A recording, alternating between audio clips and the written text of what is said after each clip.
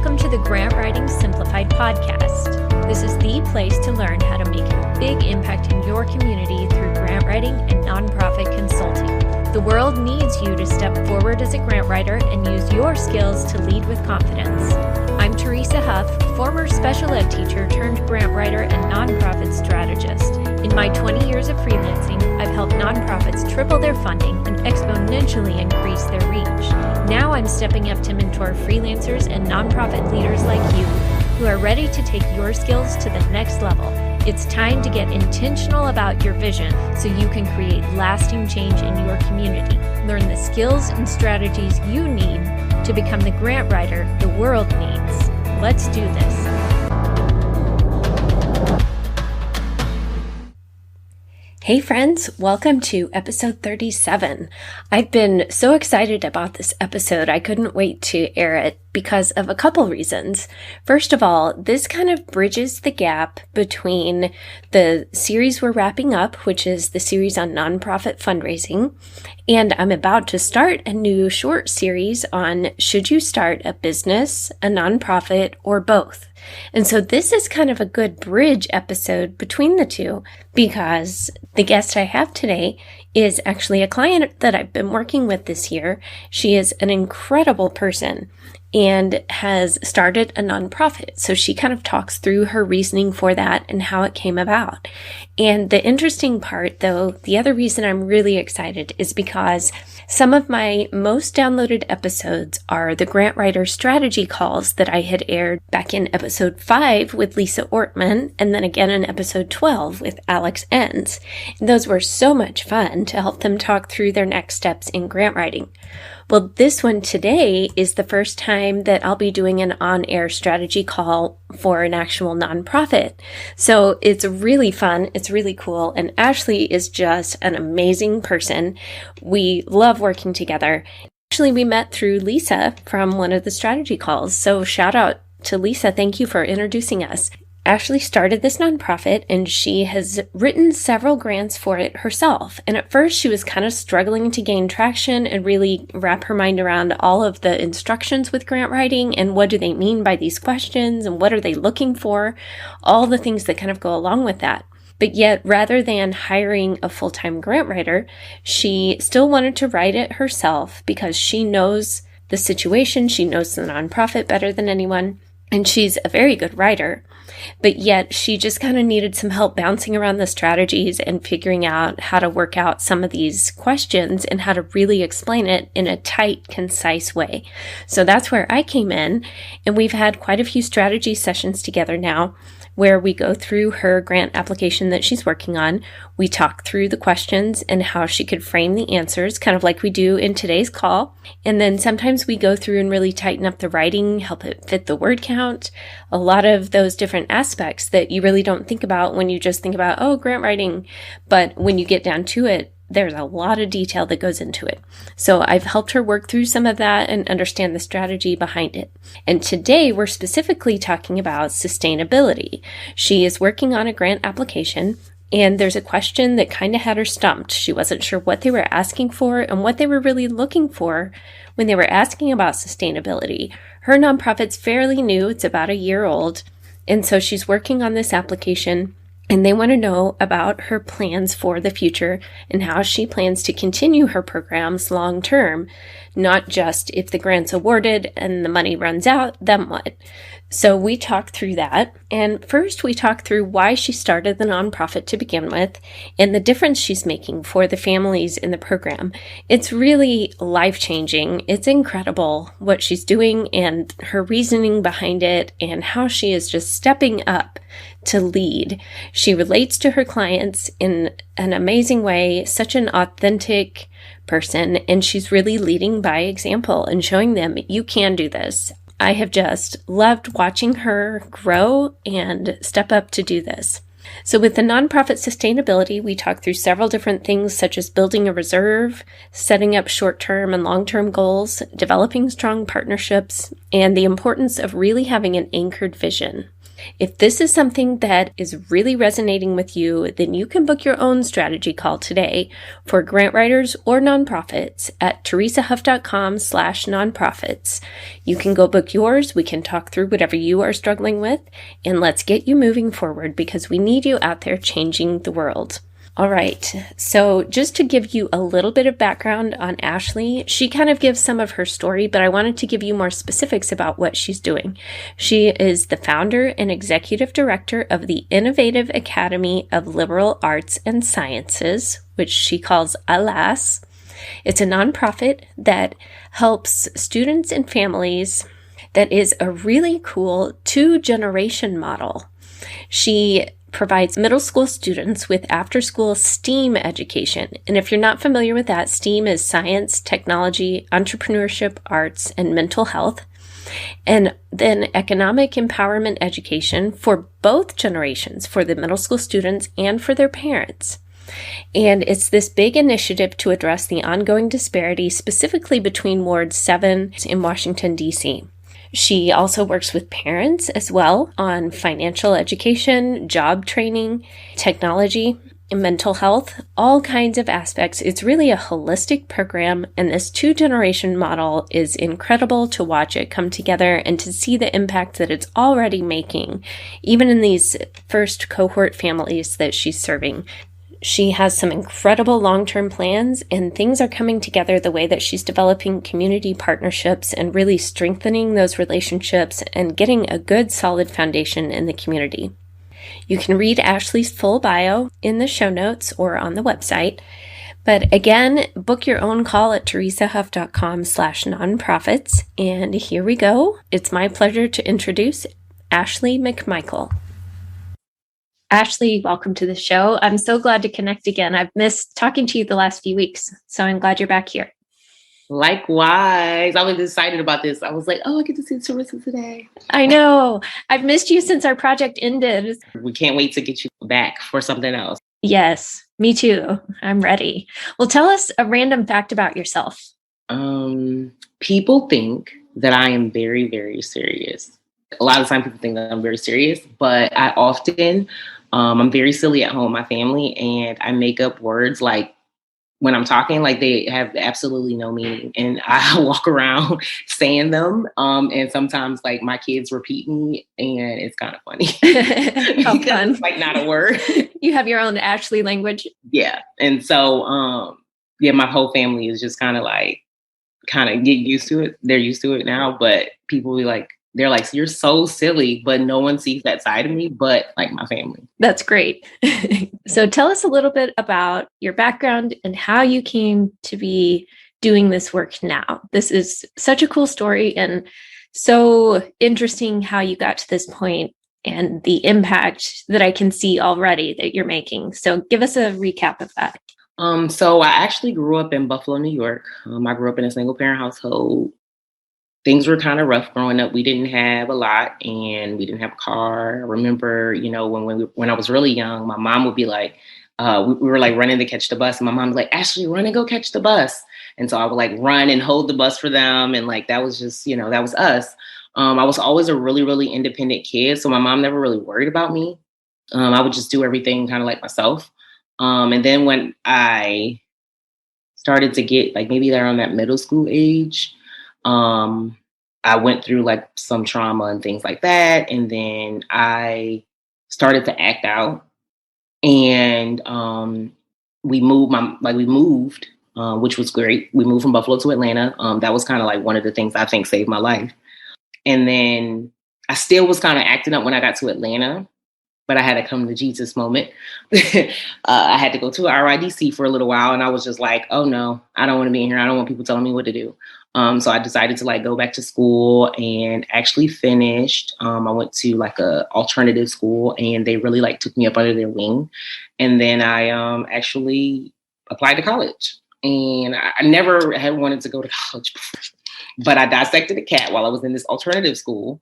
And it was the most amazing thing that had ever happened to me in my life. And I was like helping everybody else find the body parts and they're, and they were looking at me like, wow, you're like weird. And so I was so excited to go to college. I started with forensic science, but I changed to biology. and I was on track to be a doctor. I did several internships, and going through that journey, I started to it was like my confidence got built up and then it kind of like got dwindled down, just by the different effects of like structural racism and like, in institutions, and just the imposter syndrome and like going through those different things. And so I moved to DC, and that's when I was kind of going through those things, while I was working at the NIH. And after I left the NIH, I did my master's at Georgetown, and it was such a diverse class. I got to see like compete essentially, not really, but and I saw like, well, you're just as smart as anybody else. And so that was kind of like a great time in my life because it was like some of the confidence was being built. And then I got pregnant at the end of my program, and my fiance, who's not my fiance, but at the time he wasn't, was like, I think you need to take a break. When my daughter had on Wednesday, I was back in class that Monday. She was with me on every internship. So I was like, you know what? I think I am a little tired. I think I am going to take a break. And that turned into me volunteering at her school. And after volunteering at her school, I think what really happened was like, it was like my world slowed down enough to see the needs of my community and things that weren't like, in my opinion, wasn't anything being done about, or they were inefficient strategies or interventions being implemented. And so the first thing I did was I started the PTO, the first PTO that her school had. And then I started working with the parents. At first I started with like social emotional wellness groups where we really like dived into like parenthood and like how the way that we parent is often adopted, from what we've learned. And it may not always be the best way, right? There may be another way. And so we kind of started going through some of those things. But between the behavioral and emotional disturbances I saw on both sides, I was just like, this is not right. My mom's a teacher. So I've been in education, like essentially I feel like I've been there with her, 30 years. Like, I've been in her classrooms. We had to put stuff together. I've watched children, so I was just like really, really taken aback. And so that kind of led to parents saying that, oh, like we need a middle school, what we're going to do. And so initially the plan was to start a middle school. And I was like, I don't know if I want to do a middle school because the politics behind it, I don't want to say the wrong thing.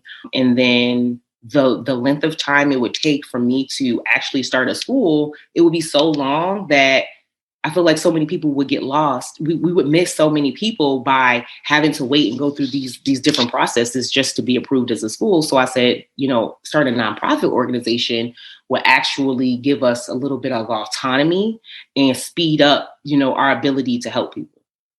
And so that's what we ended up doing. And that's where the Innovative Academy of Liberal Arts and Sciences, IALAS, was born. Yeah, that's awesome. And that's so cool to hear how that came about and just how you got here to this point. Because what I've seen from working with you is that you have this unusual, uncanny ability to see the gaps in services, but also to figure out how to fill those gaps. Where some people can't quite connect the dots, or they know there's a problem, but they just are frustrated and don't know what to do about it. But you have this ability to make connections and figure out solutions to things that are really innovative and very cool. And I can't wait to see how it continues to unfold, because I think what you're doing, instead of just following what is, quote, supposed to be done or what's been done in the past, and so let's keep trying that, you've seen what's not working and you're saying, let's do it different. And you're doing it. And it's so cool. Thank you. Thank you. I mean, I think we've been working hard in that aspect. And I do think that is a gift. Because it's almost like a puzzle for me. Like it literally, like how your hands were just moving, like that is how it moves in my brain. It's like automatic, like, why don't you just do this? And oftentimes, it may not be my organization. I may just be talking to somebody else about their problem. I'm like, why don't you just do this? And they'll pause and they'll be like, oh, that is a good idea. Mm-hmm. And I realize, I've been impatient with people in the past because, I'm like, but then I'm realizing like everybody doesn't have that ability. So, but I didn't think about it like that at first. I was just like, why don't you just do this? Yeah. I mean, I really think that's kind of your superpower, is to see those solutions and be able to help fill those and figure those out. So if other people, it's taking them a lot longer to get to that point of even seeing what could we do, you're already like, okay, here's what we need to do. Here's who we need to talk to. Here's how we need to connect it. boom, let's do it. Like you're a get it done person. So Yeah. that's why you've come this far in such a short time and how you've been able to design these programs. The thing I love about them is they're shifting the root of the problem. They're really getting to the heart of the issues. And you've lived it. We've talked about that a lot too in our work, is you've been through it yourself. You're on the front lines. So you know what's needed from the inside out. And you can really speak to that in a way that other people can't. Yeah, I think that's a big part of it. Because even when I talk to some of my family, sometimes, they're discouraged, they're tired, they're exhausted, and so I'm kind of like that mix of like I'm just, I'm in there, but then I am in love with reading and digging things up and solving problems, and so then it becomes just like this puzzle for me, and I enjoy it, and I look for ways to do that all the time. I actually thought about like, when this is all over, maybe I should just get paid for my ideas. Like people bring me problems and I just give them ideas because I can't do everything, but I'm often listening to people like, you should do this. Yeah. And to you, it's so obvious where they're struggling. So yeah, I feel like you're uniquely positioned to be able to do that for people, because when they're in the daily grind and just trying to keep their head above water, sometimes that's all they can think about. But where you have a little bit of a different perspective and you're studying, you're learning, you're picking up on new ideas, even if you don't realize it, the things you're doing all the time that you're learning about, it's becoming a part of how you think in your strategy. So you're able to speak to that in ways that they may not have time for because they're just trying to keep it going. Yeah. My aunt loves to say, she said, that's one thing I love about you. You don't change. Like I even listen to you talk to other people and like, although it might be like a little bit more professional in your voice when you're using a professional voice, it's still like you. Whereas my whole pitch and tone changes in certain environments. I was like, oh, I never thought of that. She was like, but it doesn't matter what environment you're still you. And I think that really helps because it, to me, your community, like we are each other. And so to be authentic is like something that we need these days with all of the Instagram and the, I got to be this, or I have this, or I'm this person, it's like, no, how much do you really care about people? Like how much, like, I feel like your life is measured by service. Like, who are you willing to serve? Like if all you did was live for you and your family, then you didn't live at all. So yeah, they know if you're being real or not, and they can feel that authenticity. That makes a difference too, of just how many you can reach and how effectively. Definitely. I agree with that. Yeah, because they know you really care. And the families you're working with, that's what it's really going to take, is somebody speaking to them from a caring standpoint, not just from a following rules or implement this, but you really care about them and they know that. Yeah, I think that's one of the joys of the struggles that you go through in this type of situation for me, because for one of my moms, we were just talking and I was checking in on how therapy was. And that turned into, her talking about it. And then she was like, they asked me about, did I have a support system and stuff? And she just started crying, like, and it was just like, I didn't have a support system until, I felt like I had you guys, and no one has ever pushed me to be better, or challenged me in that way to be better. And I'm so grateful, and it just meant a lot, because it's like sometimes you do this work and you go through like so many different hurdles that you're like, what am I doing? Like, is this even going to work? Like, like, I don't even know, and so to hear that from her and just really like, it was almost like her allegiance to me. She's like, I would do anything for you. And I was like, all right.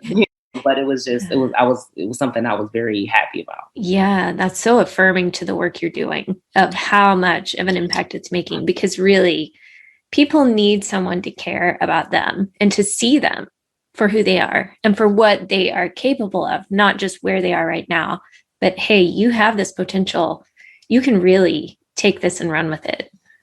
Yeah, and I think that's a big, particularly for, the African American community. There are, I feel like, a group of us or community of us, in every city who people have said, forget about them, they don't matter. We don't care, and I really feel like a lot of the results that you see when you look at these communities, and a lot of things you see is a result of essentially almost like ignoring a problem that you created and then just thinking like it'll just go away. And that's not how it works. So, that's why I always, one of our things is I see you. We see you. We're here. We hear you. We see you. And, like we're pushing you. And so it's like that, like I'm going to expect something from you, but I'm going to do it in love kind of thing. Mm-hmm. I feel like you have a way to bridge that gap because of your relatability and that you do care, but you're also not afraid to give them some tough love. So I think it's a mix of all of that that's really powerful. Yeah, when I think about my ancestors, I feel like that's what they all had. There was always some woman like Marva Collins or Harriet Tubman, and there was another lady who was like, I love this story. She would learn how to read so that her master couldn't cheat her out of her money or whatever the case was. And it was just like, but they called it ribs at the time, and so she was like, "You're not gonna cheat me out my ribs." But then she taught everybody else, and I just feel like it's just that piece. It's like, as for us as a community specifically, who are we to get knowledge and, get these accolades and or whatever and decide, well, I got mine, you got to get yours. Who are we to decide that? What if your ancestors did that? And then so I just think that sometimes we need people in this space to remind us of that, like just as the people in general. Yeah. And just to say, hey, you can do this.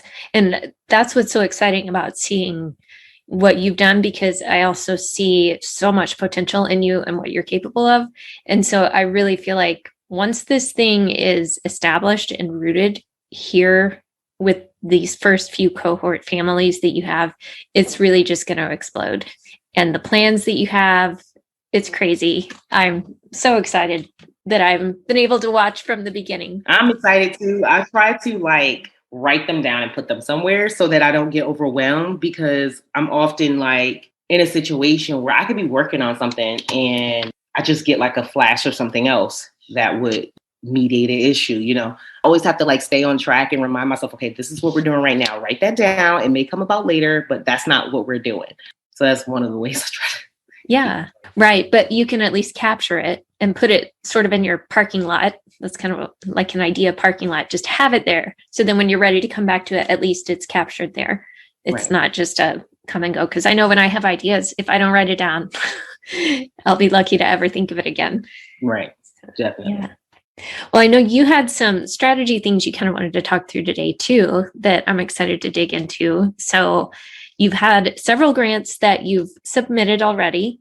You've already gotten good results from a couple of those. And then I know we worked through some strategy on one together that will be pending for a few months before you hear anything back. And then you're in the mix of some others already, with this being the middle of springtime grant season. So right. What specific question can I help you with today? I think for me, my biggest question right now that I have is pertaining to how you present information about financial, like how your financial plan and your stability in a written document versus like a budget or like some type of graph. Like, how do you present that information, and what are they thinking about? Because I have thoughts, and of course I've read a lot about this since, it's like almost like every time I have to do something, I feel like I go read a book.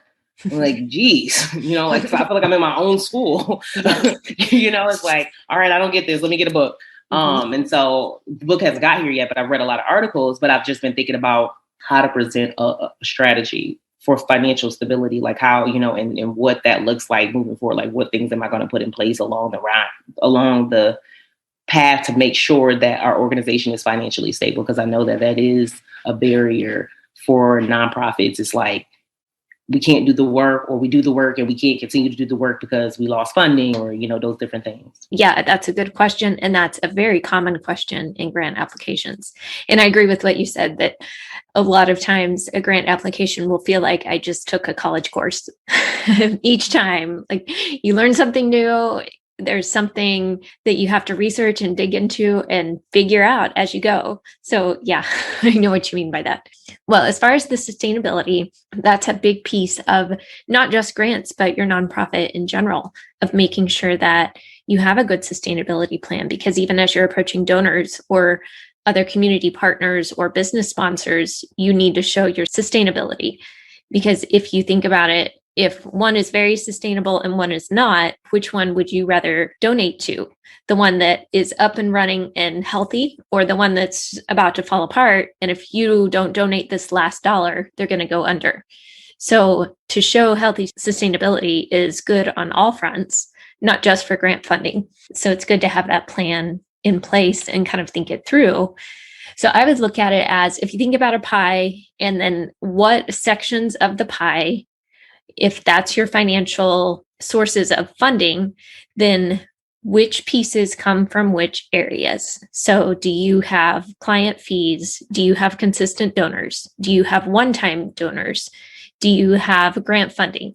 Like, what are all those? And you want to have a good mix. You don't want any one source of funding being your only source or being 95% of it, and then all the rest is just this tiny little piece of pie.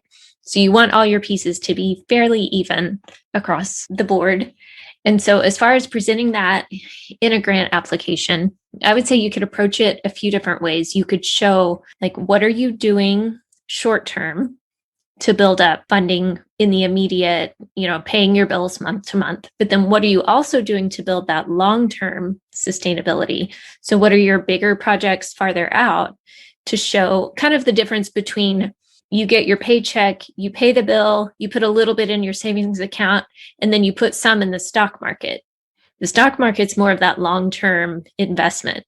So with your nonprofit, what are you doing as far as your funding sources to build up short-term and long-term funding? So you could address how you are developing those diverse income streams to where you're not just reliant on any one thing. You can show a plan, like, say, if you charge for any of your services, how are you going to scale that, or how will that grow as you have more people entering your program? If you have community partners or sponsors, map out a plan for that. If you have corporate partnerships, you're building sustainability that way. You could show if you have any kind of in-kind support with volunteers, supplies, technology donations, how are you finding support that way? So that by the time you show that you have different things from each piece of pie, you've got a pretty good pie put together to present to the grant funder. So I guess maybe it's like, for me, I need to like build a reserve. That's one thing I know I need to do. And I actually am in conversation with somebody about like an investment strategy. Because I feel in my mind, that's the best way to do it, is to have some type of investment strategy that maybe in the long run we can turn into an endowment or something like that. But then it like really sustains itself. I know like Yale and Harvard, that's like what they did to sustain themselves in these big hospitals. But it's very interesting because I like, until I read about it, I didn't know like what they were doing. But it's just interesting because it's like, oh, these nonprofits are failing, but no one really tells you about that kind of stuff. Mm-hmm. And see the way that you're able to find that idea and research it and learn about it and decide, okay, let's do that. See, that's incredible. And that's a really cool thing, because the more you do that, the stronger you're going to be. You're going to build that up. And so even though maybe you're applying for this grant application right now and you don't have that set up yet, you can still explain, we're in the process of doing this. We're in the beginning stages of building up a reserve account. We plan to do this and this with it. So then that way they're at least getting a bigger picture of what your plans are and how you're not just reliant on this one grant funding coming through. And they want to know, if you have this program and they give towards that, how is the program going to keep going after the grant is done? So show that you have a plan for that. Even if that includes applying for some other grants, they just want to see that you're trying and that you have a more diverse source for the funding. I wouldn't recommend saying that it's all grant-based, because that can be hit and miss. I mean, you know how grants are. Funding can get pulled. If you can show that you have several sources besides just grants, but show that you have a long-term plan for those different pieces. And some of that might be shorter term and some might be longer term that you're building towards. It could be developing prospective donors for legacy giving. Maybe you don't have that yet, but you have a plan for that, to start cultivating those donors, or to start partnering with community organizations like you've done already, where they're providing pieces of your program so that you're not taking on the entire expense and staffing of those parts of the program. You're outsourcing, but you're building really strong partnerships through that. So that's a sustainable thing too. So with that, because it's like everything is not like fully in the works yet, do I just say like, this is what's in the works? Like, so short term, this is kind of like what we are trying to raise and what for, and then like in a kind of like a step by step way, or like, is that more so what you're saying? Because I know, like, for instance, the after school program, I know some schools are gonna, want that, and so that's one way that we'll be able to diversify income, because the schools will be paying for the after school program, whether that be through OSSI or whoever, which that no longer makes us responsible for that aspect of it. So do you mean by that? Yeah, that could be one aspect too, because that's probably a big chunk of your expense is the after school program itself. So then if schools are paying for that portion, then that's definitely a way to keep that part running and funding it as it grows, as you get more students in it. So basically it's look at the stuff you're doing and the plans you already have, but you're pulling them in to frame them under this sustainability piece to show that, yeah, here's what we're doing. So a lot of it, if you just sit down and think about the stuff you've already got on paper, probably a lot of that you can pull in. So should I start it off with something like, currently we're trying to raise this amount of money, or like our fundraising goal for this year is this, and then we should do, because like I had it set up in my mind because it's organized in my mind, but I know that I have to convey that. So like my first thing was like, we got to get to 150,000, because if we get to $150,000, at least we'll be able to apply for the catalog of philanthropy. If we apply for the catalog of philanthropy, everybody in DC will kind of like know about our organization, and there will be like all these opportunities to get help like that. Like I know someone who actually went from like a $200,000 budget to $1 million in the following year, just off of that, in my opinion. And so I was like, okay, so that's like step 2. We have to get in there, and City Bridge and things like that. So we already got City Bridge. So like, it's like, should I present it like that? Like, so, okay, so this is like, we're trying to reach this to meet this, and then that kind of situation. Yeah, but I would start with, here's what we've done so far. And the things that you have done. Then for this year, here's our goal. And then long term, here's what we're building, and here's the plan. So that way you're showing we've got the foundation in place. Here's what's next, then here's what's next. Like you're building on that. Okay, that makes sense. And then, yeah, I would definitely mention your plans with the City Bridge thing, how that's really going to help with your long-term goals, because that's already in place, and explain why you've done that to be able to help down the road to strengthen those skills for that piece of it. I think that's pretty cool. Because I definitely looked at that question like, am I going to submit this grant or not? Because I thought it was cool until I got to this question. Don't skip the grant just because of one question. We can wrestle through it. Yeah. And sometimes it's a matter of the answers are there around you. You just need to know which ingredients to pull. Yeah. And I think like, because of the stigma around like nonprofit organizations, and a lot of times, sometimes, African-American nonprofit organizations that, may fail because of like lack of funding, and just in general in my community, the conversation around finances automatically, like you see that question and you get intimidated. So yeah. Yeah. Now I think also it speaks to your sustainability of how many community partners you've already brought in with this thing, and how many people are already committed to helping and involved in the program itself. I mean, I've seen your list of people. You've got an impressive staff there, and not just staff, but the community partners in general. Like this whole network you've built, you're making this really tight web to increase the success of each aspect of your program. So I think that definitely speaks to the sustainability. And should I add, because I've been talking to my partners, and one of the cool things about my partners, like one of my partners, like pretty much found a way to reduce how much I pay her on her own. In terms of like, oh, well, I don't think we should carry this out for 16 weeks. I think we should do, 2 hours, 1 hour coaching, and 1 hour class, and then a coaching session on whatever they just learned. So each class is like 2 hours, over a 10-week period versus 16 weeks, It's like, oh, okay. Yeah.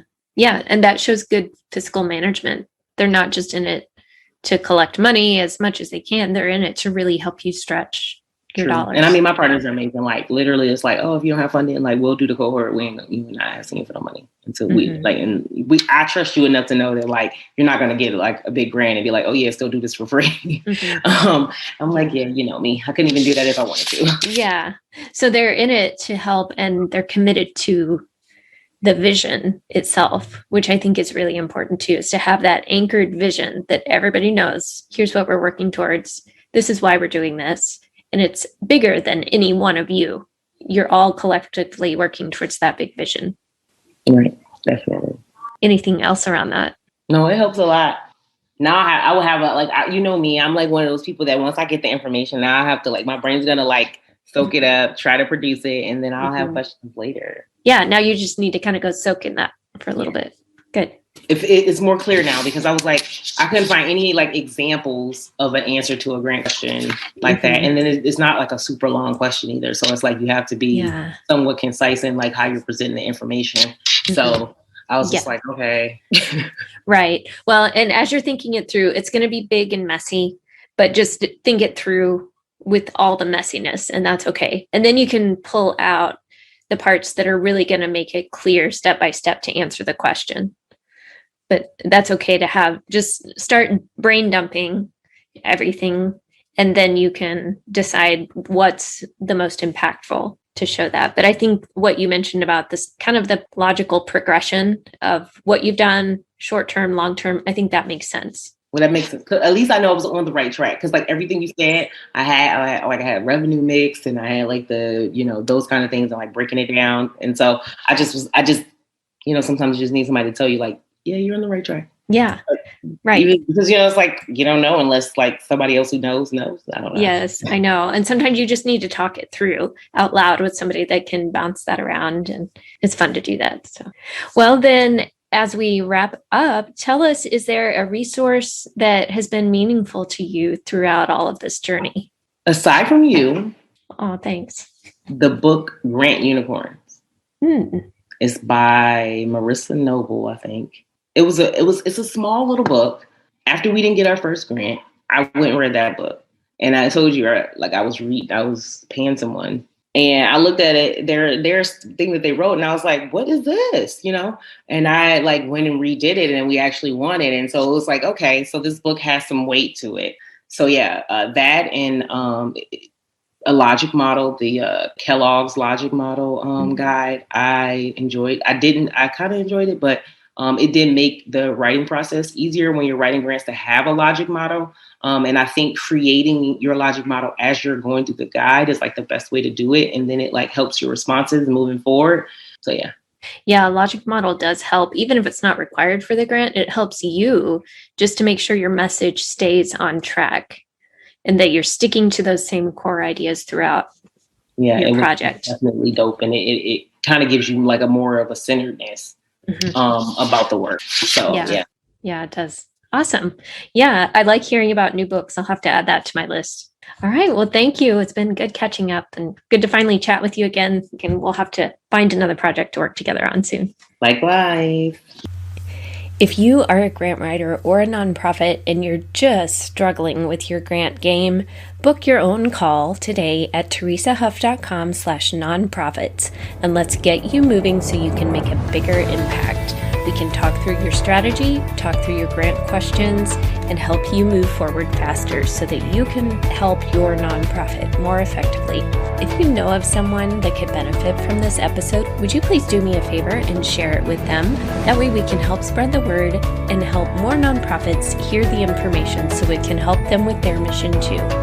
All right, my friends, thanks for listening. Now go change your world.